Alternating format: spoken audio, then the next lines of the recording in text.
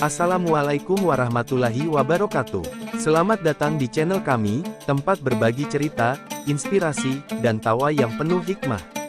Hari ini, kita akan berbagi cerita lucu tentang Nuaiman, sahabat Nabi yang terkenal dengan tingkah lakunya yang kocak dan menghibur. Cerita-cerita ini nggak cuma bikin kita tertawa, tapi juga mengingatkan kita tentang pentingnya kebahagiaan dan humor dalam kehidupan sehari-hari. Jadi, siapkan diri kalian untuk tertawa terbahak-bahak sambil mendapatkan pelajaran berharga. Tapi sebelum kita mulai, jangan lupa untuk subscribe, like, dan aktifkan lonceng notifikasinya.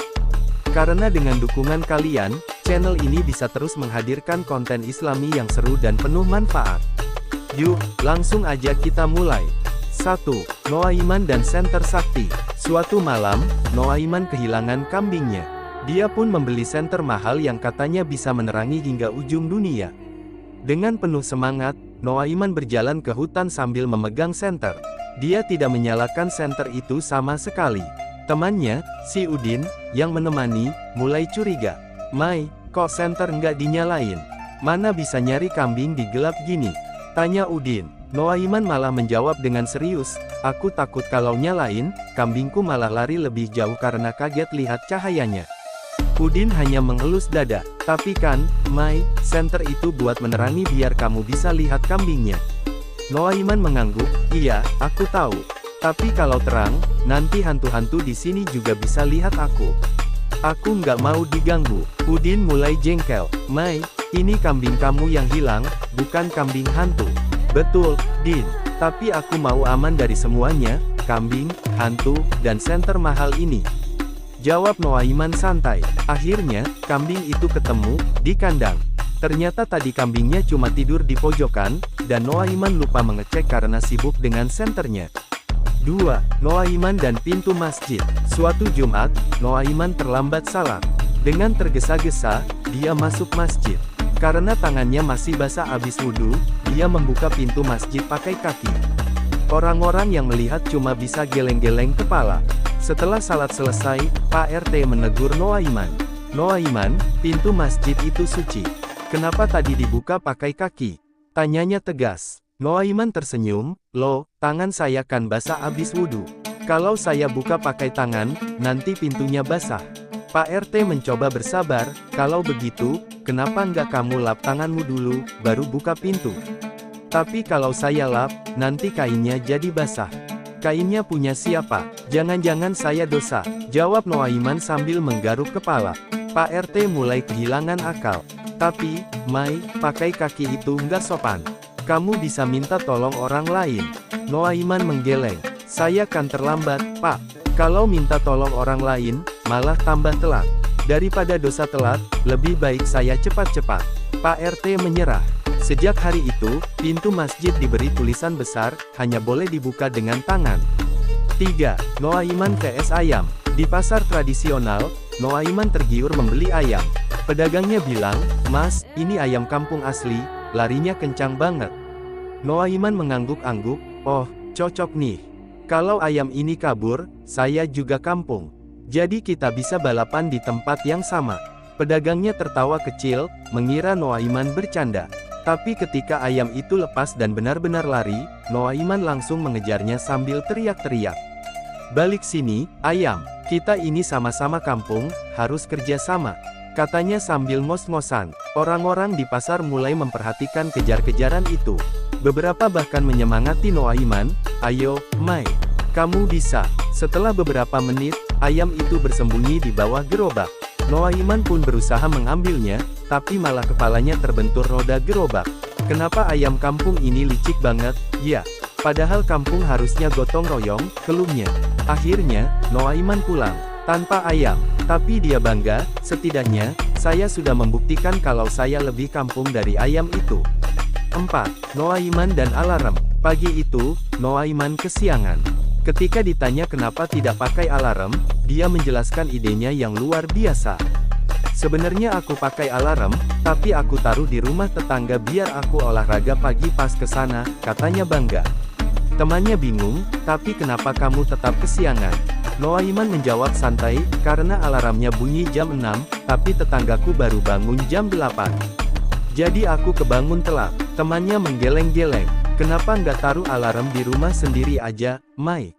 Nu, kalau di rumah sendiri, aku malah matiin alarmnya dan tidur lagi. Aku butuh tetanggaku buat maksa aku bangun.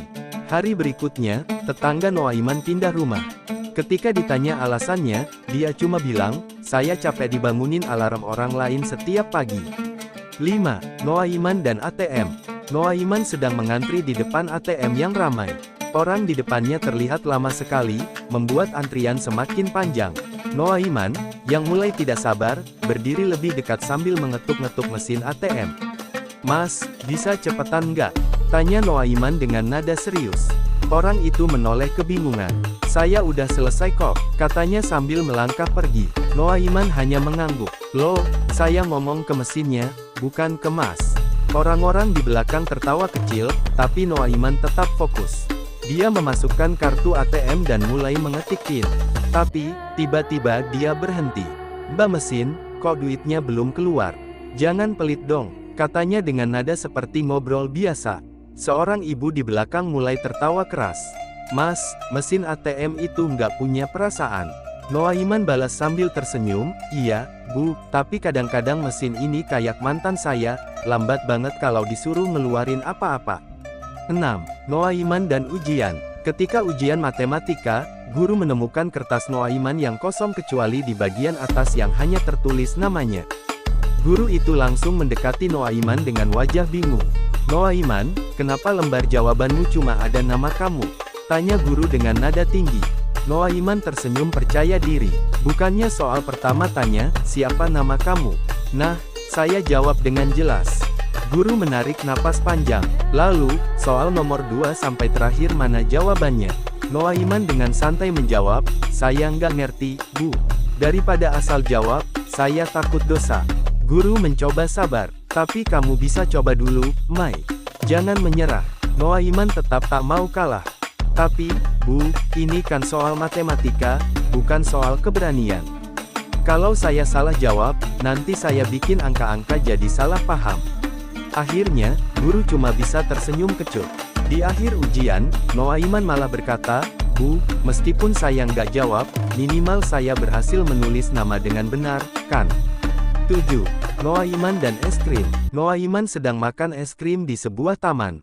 Tapi tiba-tiba, dia terlihat kesal dan terus memandangi es krimnya yang mulai mencair. Penjual es krim mendekat dan bertanya, Mas, kenapa mukanya kayak abis ketipu? Noaiman menghela napas panjang. Es krim ini lemah banget. Masa belum selesai dimakan udah lumer kayak kena stres berat. Penjualnya mencoba menenangkan. Tapi, Mas, itu kan es krim, memang harus dimakan cepat. Noaiman menjawab sambil cemberut, kalau tahu lumer segampang ini, mending saya beli batu es aja. Tahan lebih lama. Penjual itu mulai tertawa kecil. Es krim kan nggak bisa kuat dingin terus, Mas. Makanya, saya kecewa. Es krim ini nggak cocok buat hidup di dunia nyata. Baru kena panas sedikit, langsung menyerah. Keluh Noaiman sambil menatap sedih es krimnya. Akhirnya, dia memakan es krim itu dengan cepat, lalu berkata, es krim ini mirip banget sama saya. Sama-sama nggak kuat kena tekanan hidup. 8. Noaiman dan motor baru. Temannya melihat Noaiman datang dengan motor baru yang terlihat mewah. Mai, motor baru, nih. Keren banget, katanya kagum. Noaiman tersenyum bangga. Iya dong, ini motor limited edition. Temannya mengerutkan dahi. Limited edition gimana maksudnya? Noaiman menjelaskan dengan santai, karena motornya cuma bisa jalan kalau aku dorong. Jadi nggak semua orang bisa pakai. Temannya tertawa terbahak-bahak. Loh, itu mah bukan limited edition. Itu motor rusak. Noaiman membantah. Bukan rusak, tapi spesial. Ini motor eco-friendly, nggak pakai bensin, nggak polusi, cuma perlu tenaga manusia. Hari berikutnya, Noaiman terlihat mendayung sepeda. Ketika ditanya kenapa tidak pakai motornya lagi, dia menjawab, terlalu spesial.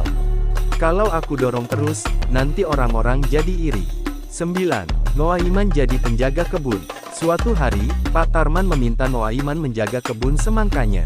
Mai, jaga kebun ini baik-baik ya. Jangan sampai ada yang mencuri semangka, kata Pak Tarman tegas. Noaiman mengangguk penuh semangat. Tenang, Pak, kebun ini aman di tangan saya. katanya sambil menepuk dada. Hari pertama, semuanya tampak baik-baik saja. Tapi di hari kedua, ketika Pak Tarman datang mengecek, dia terkejut.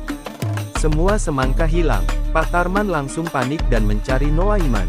"Mai, mana semangkanya?" teriak Pak Tarman. Noaiman dengan santai muncul sambil mengunyah sesuatu. "Aman, Pak, nggak ada yang mencuri. Semua saya makan biar nggak diambil orang."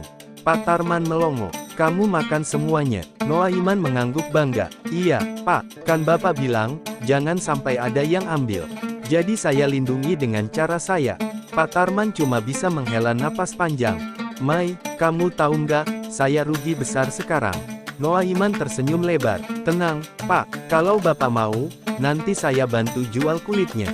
Bisa jadi tambahan modal." 10. Noaiman dan antrian. Suatu hari, Noaiman berdiri di antrian panjang di sebuah warung makan.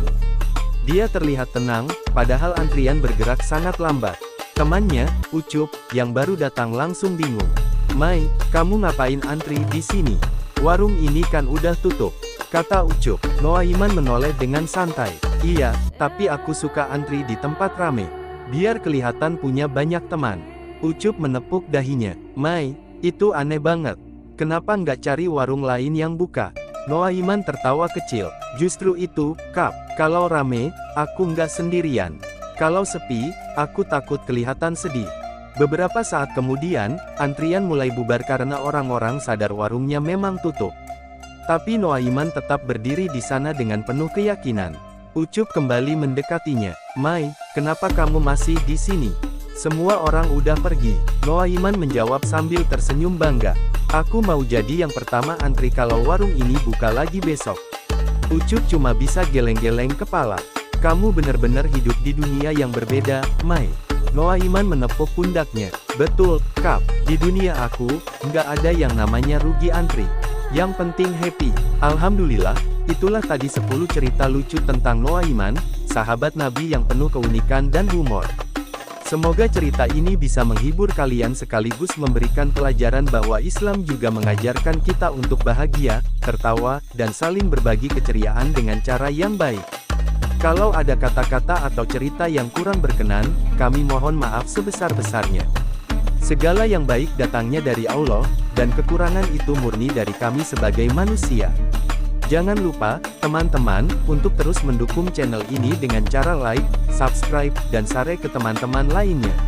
Insya Allah, dengan dukungan kalian, kami bisa terus menghadirkan konten Islami yang bermanfaat dan menghibur. Terima kasih sudah menonton sampai akhir. Sampai jumpa di video berikutnya. Wassalamualaikum warahmatullahi wabarakatuh.